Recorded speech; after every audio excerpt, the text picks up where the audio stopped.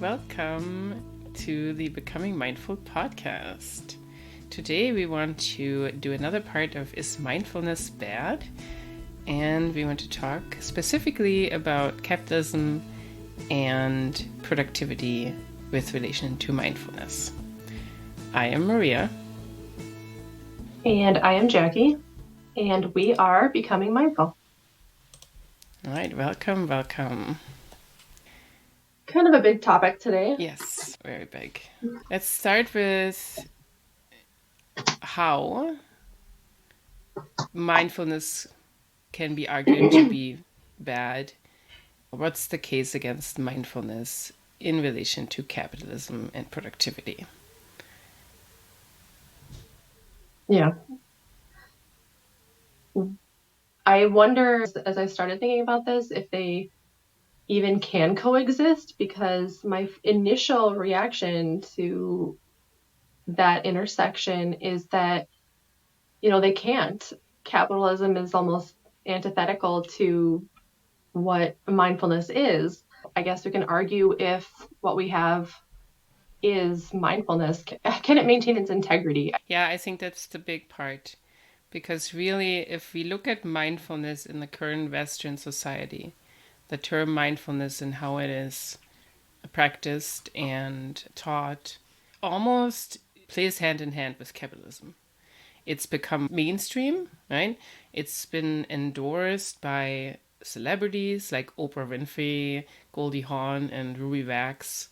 Especially Oprah Winfrey being a billionaire and having the recent scandal about the Maui wildfire fund and scamming people there and so many things. So really, in the Western society, what we call mindfulness is almost, you can argue the capitalist grift, right? It's a almost $4 billion industry now, what we call mindfulness. Oh, wow. I know, it's ridiculous. And at this current stage, it's more of a tool to self-discipline and like a self-help thing, right? We have all these mindfulness programs somewhat as a method to performance enhancement. Yeah. And in that case, could you argue that mindfulness is almost a tool to adjust to the very conditions that cause the problems, right? Supporting the status quo. Yeah. It's almost like spiritual bypassing, utilizing it for taking advantage of what it can be. Like I see those examples of offices using or implementing mindfulness services and things in the hopes that it will increase productivity. You can use it to focus better and be more productive, like they're saying, but also you can, if you're really allowing yourself to open to the practices, I think you're going to start to value, your like self-care and start to maybe prioritize things like work-life balance and things like that. And maybe businesses are becoming better at actually catering to those kinds of things. Maybe it's not all just a marketing ploy. Maybe they are getting a little more woke. I don't know. But Yeah, it's such a weird intersection. There's so many overlaps. right. Yeah, and it's interesting because in a capitalist system, you always have this drive to, in some way, shape, or form, commoditize things and utilize them to make money, right? Mm-hmm. To make profits, and which goes really against what I would consider mindfulness. But mindfulness in a vacuum, the way it comes now, where we have these mindfulness programs from all these companies and all these hundreds and thousands of books about mindfulness, it's really something companies use to increase the productivity and reduce the stress of their workers to the extent that it's beneficial for them for a profit margin, right? We have it driving this whole making us become this content, mindful capitalist. And I think part of it is because the roots of mindfulness, and we've talked about this before, what's the history and where does it come from? A lot of it comes from Buddhism, right? And what we see in the Western world as mindfulness is pretty much something that is stripped of a lot of the important elements in those Buddhist teachings, which include things like ethics and the letting go of attachment, of a false sense of self, and the compassion for all beings and things. And so it's kind of this small sliver that it's been reduced from, making it more scientific and more secular, which we've talked about this too, taking the spiritual element out of it. I think a big one is also this focusing on the self. Like, mindfulness is something that happens within yourself. It's becoming individualistic, which is not what it originally was. I have a interesting quote from this guy who wrote a book that is called Mindfulness. So it's like a play on McDonald's and mindfulness and the commodification of mindfulness. And he also talks a big time about how it's become focusing on the individual versus the system, of the problems of how you deal with stress and things like that versus looking at the systems that actually cause stress. So he's saying if we are unhappy about being unemployed, losing our health insurance, and seeing our children incur massive debts through college loans, it is our responsibility to learn to be more mindful. John Kabat-Zinn assures us that happiness is an inside job that simply requires us to attend to the present moment mindfully and purposefully without judgment. Really, it's your responsibility as an individual. And it's reminiscent of the whole discussion around recycling, right? Who's really the cause of this and what should be addressed versus what we're focusing on. I think it's kind of a double-edged sword when it comes to the commoditization of mindfulness, because I agree 100% with everything that you pointed out about it, but it's an accessible way to get the information to people. And like you said, I think when you commoditize it, you have to package it up and, it starts to dilute it, like you said, and it becomes this standalone, thing instead of this lifelong practice. And I don't feel like we have a really good way in our culture to share that kind of information. And like, how do you become more mindful without seeking out books on it or teachers or programs? I think it's probably a subjective gray line where it can become problematic. When we talk about the roots of mindfulness being in Buddhism and how it was taught, at by practitioners, who lived it every single day, and to learn it, you went and absorbed it, really, right? And I don't know how accessible that is to anyone in our culture now. So I guess I want to be okay with some commoditization, even though it feels icky, because that's not really the spirit of where you end up when you start to live more mindfully. It's less about all the consumption. Yeah, and I think one doesn't necessarily have to lead to the other.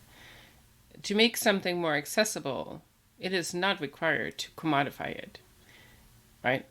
No, I don't but know. how would you disseminate it without commoditizing it?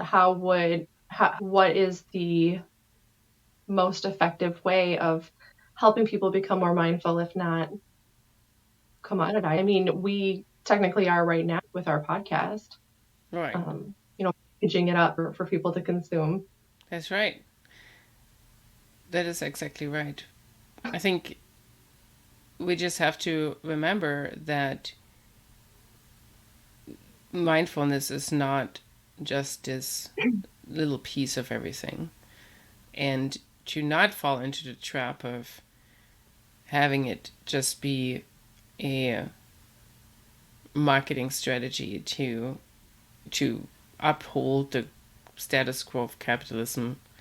I think there's a lot of work involved, because I know we've been guilty of this too, where things like talking about how mindfulness and meditation like linked to neuroscience and making it more secular and breaking it away from the Buddhist teachings and stripping away the other pieces that are very much activist or radical in nature, right? And especially the looking more from a collective side of everything, how we interpret or live the teachings of mindfulness. Because if mindfulness is solely a self improvement or self actualization tool, then there's something missing, right? Because then you can use that to help the means of capitalism instead of breaking it apart or digging deeper under it. Now, I would also say you're right, mindfulness is also just a tool. Like any tool, the tool itself is not really responsible of changing the world or making sure it's used for good. I think there's something that it needs to be put in context of these systems that uphold the nature that, or the ethical part of it that is anti-capitalist and anti-exploitation and more of a communal mindset. It's the I see the suffering and I'm meditating on it versus the I actively try and reduce suffering, and I for everyone, regardless of who they are. Yeah. I think in that way that I see the suffering and you're actually doing something about it. I think mindfulness can be a really good like check on capitalism, because left unchecked, capitalism can ruin people's lives and destroy the planet, honestly, if it's just left to go to its extreme. But mindfulness itself, we see the suffering, we see the consequences of our actions, of our purchases, of the businesses we support and allow in our communities and the places we work for. All of that, I think, bubbles up in an awareness that, it's so much easier to see how those are your choices, and those choices may or may not follow your values. And as you become more mindful and live more mindfully, and you can make more intentional decisions as an active participant of capitalism, right? You can shop local, or look for artisan products, or understand where marketing is maybe telling you need something that you really don't, and you can kind of see yourself behind that, and you're not carried away by advertisements and keeping up with the Joneses and all that. So you can continue to participate in capitalism as a worker, as a consumer, but with awareness and an intention, I think. Yeah.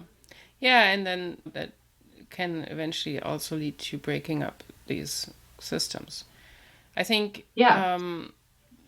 you're right that in a way it's a kind of a chicken egg thing. Yes, you can say that mindfulness can be used to make us more compliant and more accepting of the exploitation and the toxic influences of capitalism to the world, right? If you're looking at the income, the wealth disparity and exploitation around the world to make billionaires, right? But I think there's also a layer where you have to see, without mindfulness at the base layer, you're not even going to be aware of all of these things. You're not going to be aware of this cancerous nature of capitalism, that infinite growth is just all consuming, right? And destroying us and the planet. And Mm-hmm. it can be used to actually reveal those problematic systems and problematic situations and the causes of our stress, Mm-hmm. right? Yes, you could say, oh, I'm just doing mindfulness to reduce stress and be a better worker. But you could also say, why is there even the stress? Why am I even feeling the stress in my work? And why, what are the causes and how can we reduce that? Just also, and also giving us a base layer of regulation and making us calmer and kinder people is like a base requirement to even be able to tackle anything activist or revolutionary. You can't do that if you're completely entangled in your own day-to-day stresses and or trauma. We've talked about this too. You Yeah. can't do that. You can't do anything that helps the world if you don't have this base that you can feed off, right? And but yeah, I think the component of looking at the ethics of everything and using it to awaken from the individualist mindset to a more collective mindset, and looking at the greed and all of this stuff, being aware of it is definitely something that where mindfulness can actually help. And that's an important component, because if that's missing, like it is in a lot of the, if you look at a lot of the mindfulness community and courses, and yeah, then you're just reinforcing it. I have another quote from a Buddhist monk from America. His name, I don't know if I'm saying this name right, but I think it's Bhikkhu Bodhi. And he said that absent a sharp social critique, Buddhist practices could easily be used to justify and stabilize the status quo, becoming a reinforcement of consumer capitalism. So, really, this is not even just mindfulness itself, even Buddhist practices in general. So, yes, there's definitely a component there. But I Mm-hmm. think when you have all of those components together, if you focus you shift your focus from a me to a we perspective, and maybe incorporate things like the concepts of the non-self or the non-duality and being socially engaged. I think that in that, mindfulness becomes something that is anti-capitalist, right? That cannot be in the same structure anymore. Mm-hmm. Yeah. It's interesting. I see a lot of that in the yoga community where I think you have both extremes where it's been, it's a Eastern mindfulness practice that has gone, really far off the capitalism deep end on one end, and then you still got some very traditional practitioners on the other end and everything in between. But it that got me thinking though that you were talking about, being more mindful of what makes a billionaire and what about mindfulness like from the other side from is it okay to in the yoga community, sometimes teachers are criticized for charging for their classes. So things like that, like can you commoditize that, and is it okay to charge people to teach them or guide them through these practices? And then as that practitioner and you become more mindful, what does that do to you? Do you think if the billionaires were mindful, they would be billionaires? Do you think that would stop them or make them change their route or something? I don't know. But just like from the business owner or the capitalist side, like the person who's creating it, Yeah. where's that line? Yeah, I think there is a fine line between, obviously, you have to somewhat participate in the existing capitalist systems because you have to survive and you have to live, Yeah. and you don't want to have to turn every penny either. You have to fill your basic needs and potentially more than that, so you can actually help your community and also help people that don't have the capacity to work, for example, if you're Yeah. a child or a disabled or something like that, right? These people need to be, they're part of the community too, and they have a right of that as well. But if you look at it from that perspective, I think it is important to be mindful of that there is some commodification going on. And why are you charging for these things? Like, what is and if you look at it from a capitalist versus a non-capitalist system, you're still compensated for your labor, right? Even if you're not in a capitalist system. So we can't just say, oh, he's charging for the mindfulness lecture or his work as a teacher and is therefore helping the status quo of capitalism. That's not, you can't equate it like that, because that's not what capitalism is, right? That's not this distinction.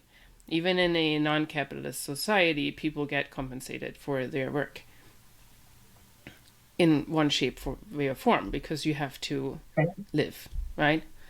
Yeah. And I think it becomes concerning if it is, as we said, used more from a perspective of a capitalist perspective of getting more profits, more capital, more, above just getting compensation for your work, right? Mm-hmm. And then you can also look at other ways to help that scenario. What if we could build a community where teachers, mindfulness teachers or whatever, are supported by the community, right? And then they're still going to have the function of a teacher. I think that's probably where you can't just straight out say, oh, he's charging for it, so obviously that's wrong. That doesn't make sense either. I agree. But yeah, I think because it's still really important work, and without getting the money to buy yourself food, unless everyone gives you the food and the housing and everything you need for free, that's another option, of course. Yeah. But you need to be somewhat compensated. And it's still really important work. I think mindfulness can be used really as a tool to break these things open. Looking at, for example, even decolonizing or anti-racist work, if you are doing mindfulness practices, you can then sit with these emotions, especially as a white person, when you do anti-racist work, for example, or decolonizing work, you will inevitably come to these feelings of guilt and shame and sadness and anger, right? They will just arise because that is inherent of the work. Mm-hmm. And mindfulness will help you to sit with these emotions and be able to feel them and be okay with it, and move then to the compassion and the drive to be able to do this work and go on, right? Mm-hmm. And decolonize your mind and yourself and your life. Yeah. But that means, again, mindfulness is a tool that supplements this work. Going back to your question of a billionaire is mindful, will he stop being a billionaire, or will he or she be a better person? I think it really depends how this tool is used.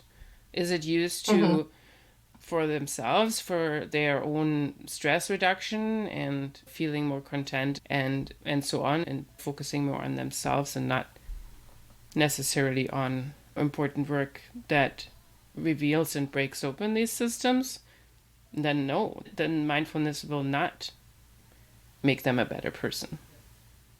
It Mm-hmm. make themselves make their life easier, yes, but it's not going to make them a better person per se, right? Yeah. And I think that's, coming full circle that when you commoditize things like mindfulness and practices, make sure that you're not stripping away those parts that give someone, that collective thinking, like you said, like where you're thinking of the masses, where you're not just utilizing the practices for yourself, but that you have a stress on the idea that it's more than that. It's outward, and you are connected to everything Right, that exists. You have a relationship to it all and a responsibility to it all as a participant on this planet. And so I think when we're talking about capitalism and productizing these kinds of things, that's what we need to make sure we're not stripping out. That I think this is how mindfulness is going to help you is a great way to sell mindfulness right, and to get people to try it. But the part that you're stripping away is that really important part that, I don't know, makes the world better. right. So yeah, I think on one hand you can say because mindfulness is a tool, coming back to the question, is mindfulness bad with in relation to capitalism? I think it can be a tool to Yeah. help uphold the status quo of capitalism and make people participate more in capitalism. But it can also be the opposite. It is something that I think it's very important to be prepared to do the important work against capitalism and to be able to break these things open. Yeah. And I think some of those parts are doing that hard work that you're talking about. I think it takes a lot of surrender and vulnerability and being open to the practices, you know, whatever, classes you're consuming or however you're learning about mindfulness, taking it that step further, listening to what practitioners have to say, looking inside and actually doing work on your own personal self and how you relate to the world and relate to other people, doing the anti-racism work, doing healing of yourself, and really letting the practices teach you about yourself so that you can then present and offer the best version of yourself to your community, to your family, to whoever you can be of service to.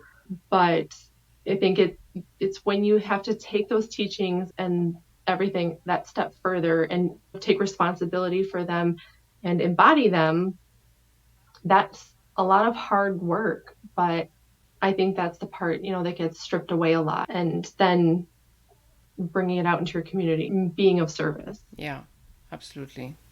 Yeah, so that's why we have the Western mindfulness, let's call it this way, really has these parts stripped away, and we need to be very Yeah. cognizant of that. Going Mm-hmm. back to the beginnings of our podcast, and like why we're doing the podcast and how we've come over the almost 2 years now, I think our goal was mindfulness because we saw exactly those advertised benefits for ourselves, right?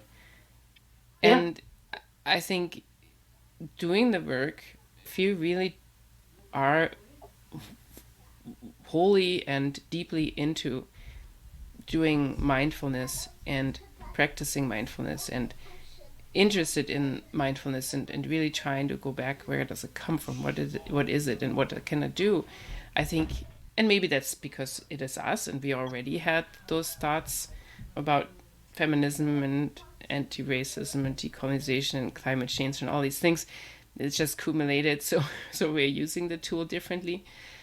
Yeah. But I think it can lead you down this path that although mindfulness will never be the silver bullet, the thing that makes all your problems go away and saves the world, I think it is a super important foundation, because if that piece is not there, I think all of the other pieces will not stand.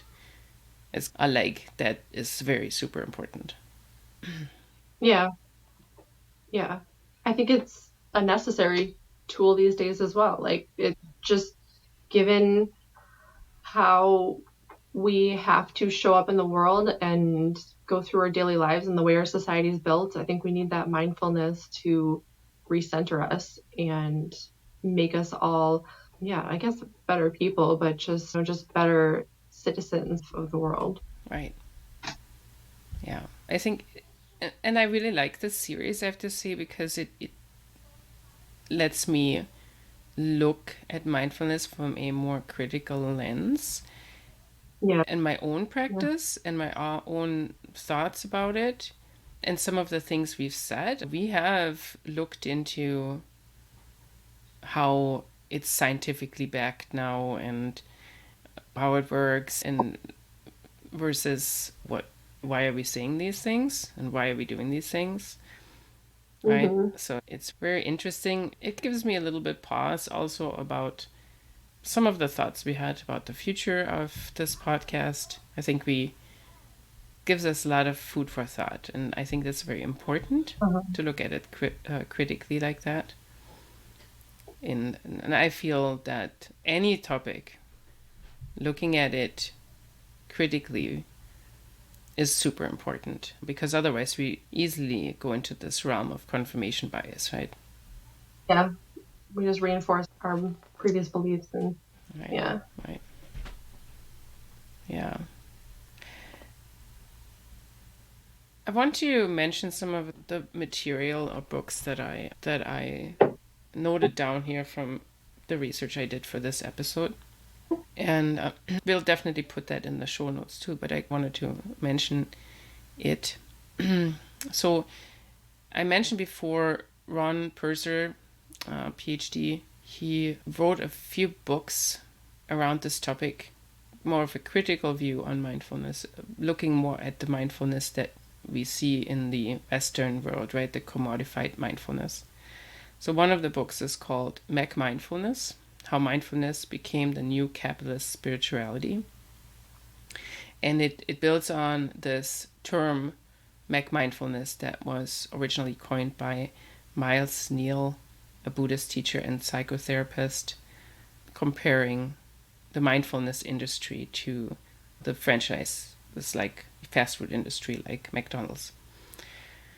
He also wrote a handbook of the ethical foundations of mindfulness and a handbook of mindfulness culture, context, and social engagement. Interesting. So, very interesting books. I'm very intrigued to read them. There's also a podcast that he joined, a podcast called Musing Mind Podcast by Oshan Yarrow. They have an interview and talk a lot about this topic as well. So I think that's a nice further information spot as well. And then talking about the commodification of the spiritual, new age spirituality of mindfulness, there's a book by Jeremy Garrett and Richard King called Selling Spirituality, The Silent Takeover of Religion. And then I have a journal article here, Incorporating Mindfulness, Questioning Capitalism. So that goes more into the direction of how can we utilize mindfulness to question capitalism, right? To be more anti-capitalist. And then looking at it more from a anti-racist perspective, I have a few books here. One is by Ruth King. It's called Mindful of Race, Transforming Racism from the Inside Out. And the other one is called The Inner Work of Racial Justice by Rhonda McGee.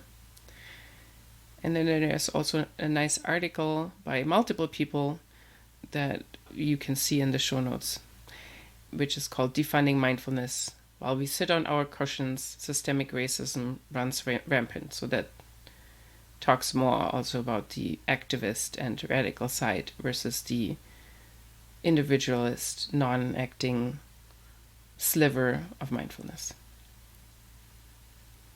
Yeah, we can link to all of those in the show notes. Absolutely.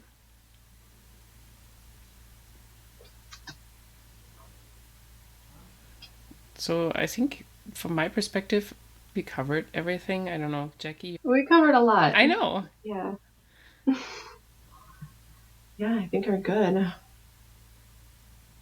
guess the jury's still out a little bit, but it's not black and white.